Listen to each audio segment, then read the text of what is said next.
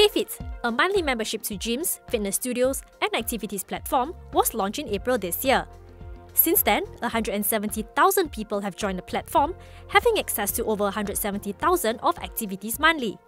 I spoke with the founder, Joel Neoh, on KFit's latest funding from Secure Capital and its future plans. You've announced that you've got a $3.25 million funding from a Secure Capital. Could you maybe just share with us in terms of your utilization, what you intend to use it, the breakdown of it, by and large, as well as what are the expectations that's given actually by this investor itself? So I think, first of all, we are very privileged to work with Secure Capital because they are one of the top, if not the top global venture capital in the world, right? So they've invested in companies like Instagram, Airbnb, WhatsApp, it really isn't so much of, when are we going to break even or when we're going to make profit, but it really is about building enduring companies that actually transforms and shapes the world in a very different way, in a better way. So in terms of investment breakdown, the areas that we would invest in is, the big investments would be in two areas, partnerships and technology. So partnerships is the team that needs to talk to partners, on ground. So we've got, over 100 people right now, across the 10 countries talking to partners every day. What is needed when you say invest in a partnership? For example, when we first partner up with a lot of the gyms and studios, we are giving them pretty good rates so that they get comfortable with us, even putting their brand or their value proposition or studio onto the platform.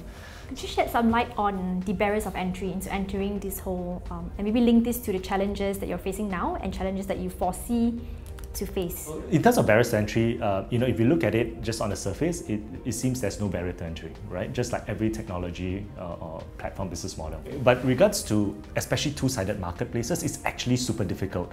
In fact, a lot of companies in building two-sided marketplace takes years to build the right dynamics, because you've got to get the right amount of demand, the right type of demand of customers and the right type of suppliers and partners, right?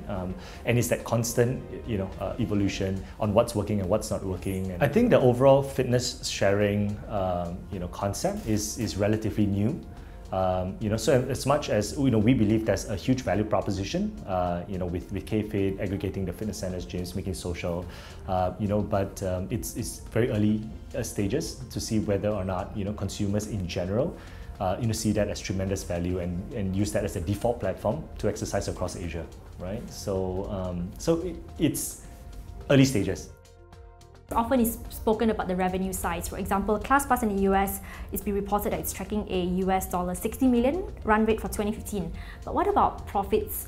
Or if you can't say profits, what margins that you're eyeing to see? I think this really connects again to a typical marketplace business model, where in the first 12, 24 months at least, a lot of investments is needed to kind of build the right platform, build the right dynamics. So profits is not really something that we would measure from day one, because if we would measure profits, we wouldn't start a business in the first place. I think the most important for a platform business is getting scale.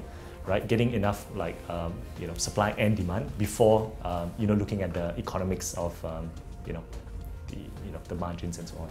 What else can we expect from KFit? I haven't really thought too much about beyond that, because again, right, it's if we've only crossed 3 months, it's easier to see 3 to 6 months, and we're focused a lot on executing across the region. So we've got a very clear playbook, which is scaling this as fast as possible.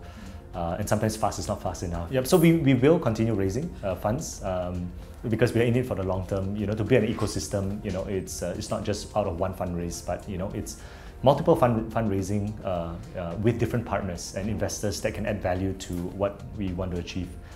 So we see ourselves in every city in Asia, excluding China and India for now, because those two countries are not particularly countries; they are more like continents.